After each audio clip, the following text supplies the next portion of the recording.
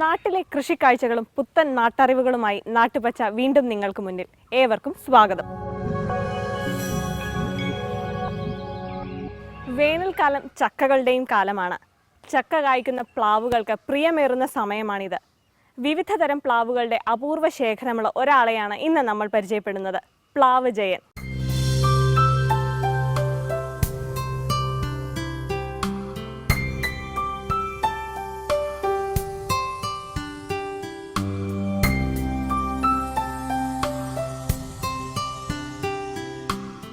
പതിനായിരത്തിലധികം പ്ലാവുകൾ നാടുനീളെ നട്ടുവളർത്തിയ ആളാണിത്. പ്ലാവിന്റെ പേരുള്ള മനുഷ്യൻ, പ്ലാവ് ജയൻ. ഭക്ഷണവും തടിയും തണലും കാലിത്തീറ്റയും എല്ലാം തരുന്ന പ്ലാവെന്ന കൽപ്പവൃക്ഷത്തോടുള്ള പ്രണയം ജയന് പണ്ടേ തുടങ്ങിയതാണ്. അങ്ങനെ കിട്ടിയതാണ് ഈ പേര്. അപ്പോൾ സ്കൂളിലൊക്കെ ചെടികളും അതൊക്കെ വെക്കണ കൂട്ടത്തിൽ ഞാൻ പ്ലാവും തയ്യൊക്കെ കൊണ്ട് അന്ന് വെച്ചിരുന്നു. അങ്ങനെ കുട്ടികളുടെ പേരാണ്. 11 കൊല്ലം ഗൾഫിൽ സൂപ്പർമാർക്കറ്റിലായിരുന്നു പണി. 9 കൊല്ലം മുൻപ് പ്ലാവുകൾ വിളിച്ചപ്പോൾ മടങ്ങിയെത്തി. പെട്ടി ഓട്ടോറിക്ഷ ഓടിച്ച് ജീവിക്കാനായിരുന്നു തീരുമാനം. പ്ലാവുള്ളിടത്തെല്ലാം പ്ലാവുജയനെത്തി. ഓരോ ഇനത്തെയും രുചിച്ചു, പഠിച്ചു, കുരുനട്ട് തൈ വളർത്തി. ജീവിതം തന്നെ പ്ലാവെന്ന മരത്തിന് കൊടുത്തു. പ്ലാവുകളിലെ വൈവിധ്യം സംരക്ഷിക്കാൻ പ്രതിജ്ഞയെടുത്തു. ഗ്രാമങ്ങളിലേക്ക് ഇറങ്ങാൻ തീരുമാനിച്ചു. അപ്പോൾ എൻ്റെ പ്ലാവ് വർക്കൗട്ടാക്കാന്നുള്ള ലക്ഷ്യത്തോടു കൂടി തന്നെ ഇറങ്ങി. അത് പിന്നെ ഗ്രാമങ്ങളിൽ വെച്ച് പൊന്തി വന്നു, ജനങ്ങൾ ചർച്ച ചെയ്യപ്പെടാൻ തുടങ്ങി. പിന്നെ പ്ലാവിന്റെ പ്രചാരകൻ എന്ന റോൾ സ്വയം ഏറ്റെടുത്തു. വിവിധ ഇനം പ്ലാവുകളുടെ ചക്കപ്പഴം ശേഖരിക്കും, പല നാടുകളിൽ നിന്ന്. അതിന്റെ കുരുനട്ട് തൈയുണ്ടാക്കി വിതരണം ചെയ്യും. പിന്നെ നാട് ഇവിടെ നിന്ന് വിട്ടിട്ട് വേറെ ജില്ലകളിലേക്ക് കടക്കാൻ തുടങ്ങി. പിന്നെ അതിൻ്റെ ആളുകളൊക്കെ ആയിട്ട് ബന്ധപ്പെട്ട് ഇങ്ങനെ അന്വേഷിച്ച് നടക്കലായി, പ്ലാവുകൾ കണ്ടെത്തലായി. അങ്ങനെയൊക്കെ ബന്ധം വന്നിട്ട് ഇപ്പോൾ ഒരുവിധം കേരളത്തിൽ നല്ല പ്ലാവുകളുള്ളതൊക്കെ എനിക്കറിയാം. എൻ്റെ ഇതിലാണ്. അതിൽ മാസ്റ്റർ സാധനങ്ങളൊക്കെ ഞാൻ പണം കൊടുത്തിട്ട് ചക്ക സീസൺ വരുമ്പോൾ എനിക്കാണ് ആ ചക്കകൾ. ജയൻ ഇതുവരെ 43 ഇനം പ്ലാവുകൾ കേരളത്തിൽ കണ്ടെത്തി. അതിൽ 16 ഇനം പല ഘട്ടങ്ങളിലായി വീടിന് ചുറ്റുമുള്ള 15 സെന്റിൽ വെച്ചുപിടിപ്പിച്ചു. അതിൽ 5 എണ്ണം കായ്ച്ചു. 4 കൊല്ലം കഴിഞ്ഞാൽ എല്ലാ പ്ലാവും കായ്ക്കും. താമരച്ചക്ക എന്ന് പറഞ്ഞിട്ടുള്ള ഒരു ഇനമാണ്. വീടിൻ്റെ മുമ്പിലൊക്കെ കണി കാണുന്നതിനും അതുപോലെ വിഷുവിന് കണി വയ്ക്കുന്നതിനൊക്കെ ഈ പ്ലാവാണ് വേണ്ട. ഇതിൻ്റെ ചക്ക കിട്ടിയില്ലെങ്കിലാണ് മറ്റുള്ള ചക്കകളൊക്കെ വയ്ക്കുക. അപ്പോൾ ഇത് രാജകുടുംബങ്ങളിലൊക്കെയാണ്, അവരുടെ മുമ്പിലൊക്കെയാണ് ഇത് ഉണ്ടായിരുന്നത്. ഇത് രാജകുടുംബങ്ങളിൽ നിന്ന് മറ്റുള്ള കുടുംബങ്ങൾ, നമ്മുടെ സാധാരണക്കാരുടെ കുടുംബങ്ങളിലേക്ക് ഞാനാണിത് സ്പ്രെഡ് ചെയ്യിച്ചത്. ഇതാണ് രുദ്രാക്ഷി എന്ന് പറയുന്ന പ്ലാവ്. ഇതിൻ്റെ പ്രത്യേകത വർഷത്തിൽ 2 ടേംസിൽ ചക്ക ഉണ്ടാകുന്നുള്ളതാണ്. അപ്പോൾ ഇതൊരു 6 മാസം കൂടുമ്പോൾ ഇതിൽ കായ്ക്കും, പിന്നെ അത് അവസാനിക്കും. പിന്നെ സാധാരണ ചക്ക സീസൺ വരുമ്പോൾ അതിൽ കായ്ക്കും. ഒട്ടുപ്ലാവെന്ന ആശയത്തോട് തന്നെ ജയന് വിരോധമാണ്. കുരുനട്ട് തന്നെ പ്ലാവുണ്ടാകണം, ബാക്കിയെല്ലാം പ്രകൃതി വിരുദ്ധമെന്നാണ് പക്ഷം. ബഡ് ഇതുണ്ടാകുന്നത് 8-10 വർഷം. അത് ഒരു കൊച്ചുകുട്ടിയെ വീട്ടിൽ വളർത്തുന്നത് പോലെ അത്ര ശുശ്രൂഷിച്ച് വളർത്തണം. അൽപായുസാണ്. ചക്കയുടെ ക്വാണ്ടിറ്റി ഒന്നും അധികം അതിലുണ്ടാവില്ല. ഇതെന്ന് വെച്ച് കഴിഞ്ഞാൽ കുരു കുഴിച്ചിട്ടൊന്ന് വലുതായി കഴിഞ്ഞാൽ പിന്നെ ആ ഭാഗത്തേക്ക് നോക്കണ്ട. അത് 200-250 വർഷം ഇങ്ങനെ തടിയായി കുളിര് നൽകും, കണ്ണിന് പച്ചപ്പ് നൽകും, നീർത്തടത്തെ സംരക്ഷിക്കും, നമുക്ക് തടി തരും, കുളിർമ തരും, കാറ്റ്, ഓക്സിജൻ. ചക്ക ഒരുപാട് ജീവജാലങ്ങളുടെ കിടപ്പാടം അത് ഒരുക്കുന്നുണ്ട്. അങ്ങനെ ഒരുപാട് സംഭവങ്ങൾ പ്രകൃതി കനിഞ്ഞനുഗ്രഹിച്ച് തരുന്നതാണ് ഒരു പ്ലാവ് എന്ന് പറയുന്നത്. സ്ഥലം കുറവാണെന്ന കാരണം പറഞ്ഞും കൂടുതൽ ഉൽപാദനം കിട്ടണമെന്ന ആഗ്രഹം കൊണ്ടും നാടൻ ഇനങ്ങളെ കൈയൊഴിയുന്നവരോട് ജയന് സഹതാപമാണ്. സ്വാർത്ഥതയാണ് അവരെ നയിക്കുന്നതെന്ന് അദ്ദേഹം പറയും. ഒരു വീടുണ്ട്, 3 സെന്റ് ഉണ്ട്. അവൻ അവിടെ മുന്നിൽ ഒരു ഒട്ടുപ്ലാവ് കൊണ്ടുവച്ചാൽ അതിങ്ങനെ പരന്ന് വീടിൻ്റെ അകത്തേക്ക് ഇറങ്ങി ചില്ലയൊക്കെ പൊക്കി കുനിഞ്ഞു പോകേണ്ടി വരും. അതിന് പകരം ഒരു കുരു കുഴിച്ചിട്ട് കഴിഞ്ഞാൽ തടി മാത്രം അവിടെ ഉണ്ടാവുള്ളൂ. മുറ്റത്ത് വിരിയണത് മുഴുവൻ ആകാശത്തല്ലേ. അപ്പോൾ ഏതാ നല്ലത്? ഇനി ജയന്റെ തൈ ഉൽപാദനത്തിലേക്ക്. മങ്കടയിൽ നിന്നെത്തിച്ച ചക്കയാണ് ഞങ്ങൾ എത്തിയപ്പോൾ മുറിക്കാനെടുത്തത്. ആ ശ്രമത്തിൽ കുടുംബം കൂടെ കൂടി.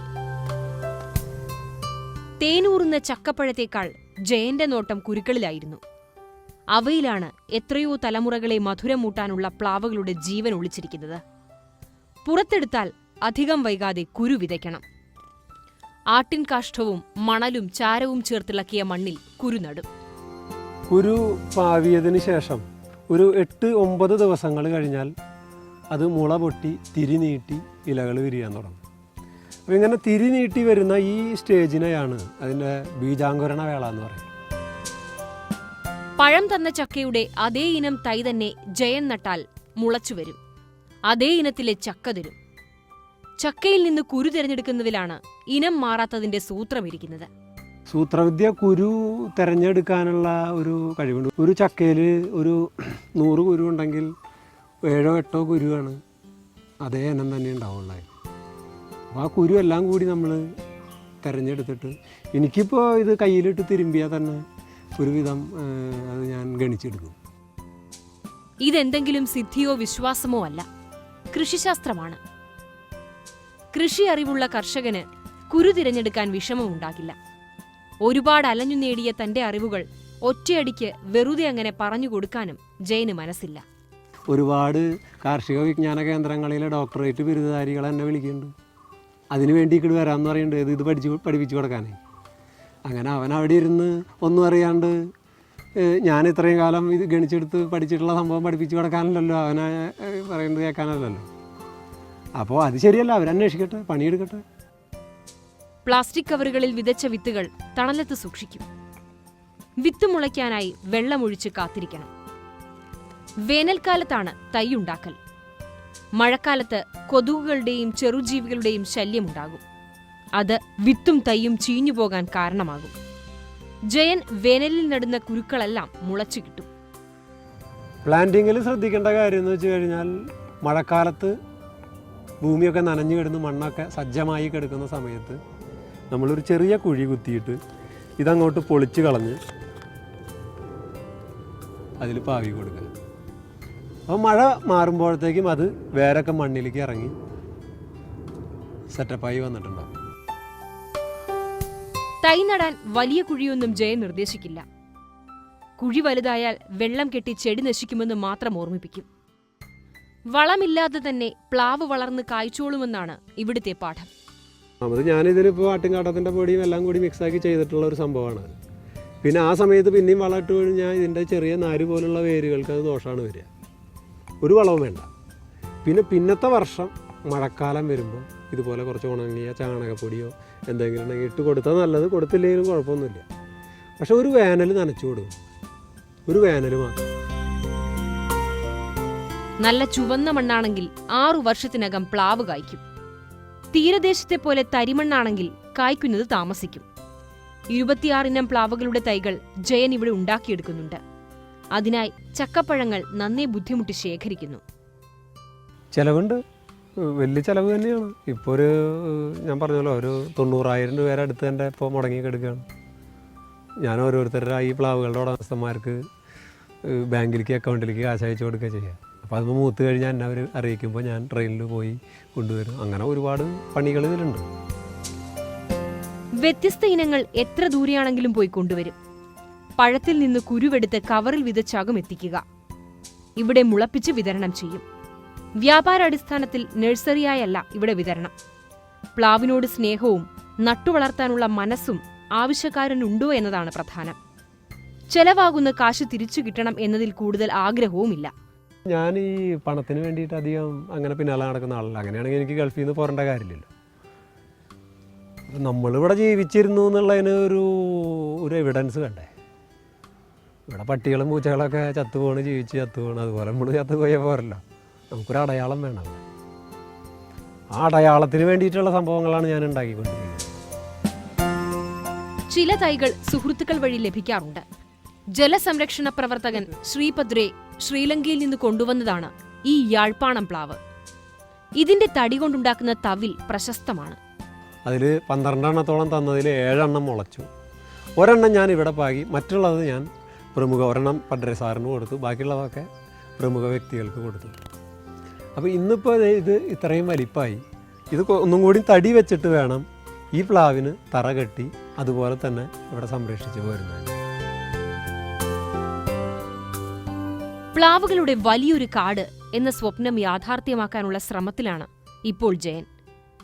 നിളാതീരത്ത് ബഷീർ എന്ന ഒരു പ്രകൃതി സ്നേഹി ഒരുക്കിയ 10.5 ഏക്കർ സ്ഥലത്താണ് പ്ലാവ് ഗ്രാമം ഒരുങ്ങുന്നത്.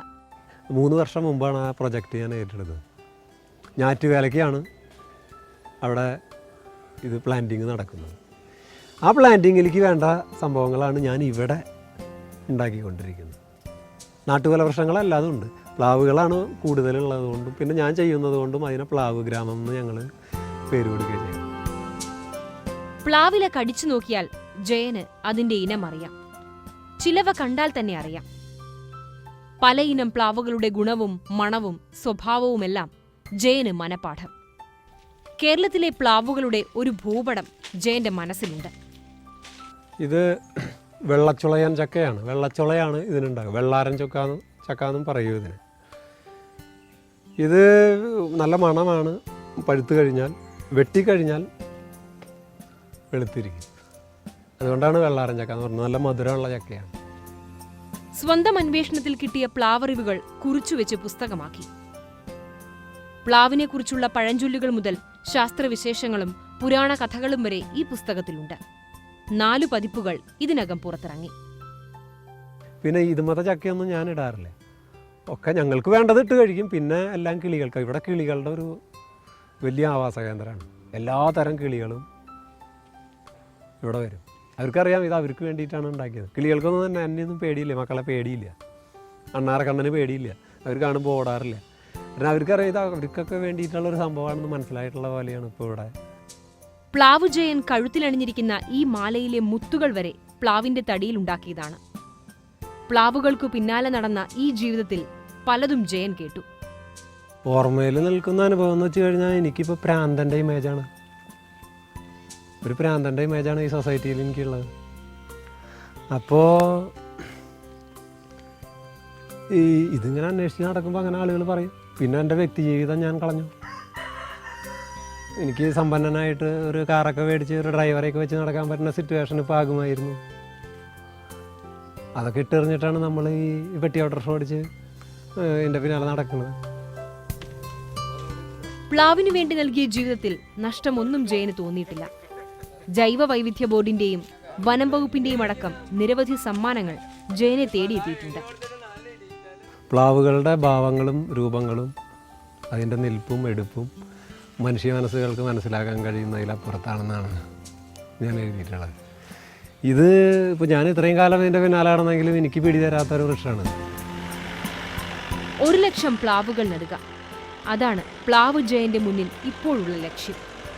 വിശപ്പ് മുതൽ അർബുദം വരെ മനുഷ്യൻ നേരിടുന്ന പ്രശ്നങ്ങളിൽ പലതിനും ഉത്തരം പ്ലാവിലുണ്ടെന്ന വിശ്വാസമാണ് ഈ പ്ലാവ് മനുഷ്യനെ മുന്നോട്ട് നയിക്കുന്നത്. ജയനോട് പ്ലാവുകളുടെ വിശേഷം പങ്കുവയ്ക്കാം. വിലാസം ശ്രദ്ധിക്കുക. പ്ലാവ് ജയൻ, കൈപ്പുള്ളി മഠം, Avittathur, Thrissur. Phone number 9847763813. Number ഒരിക്കൽ കൂടി 9847763813.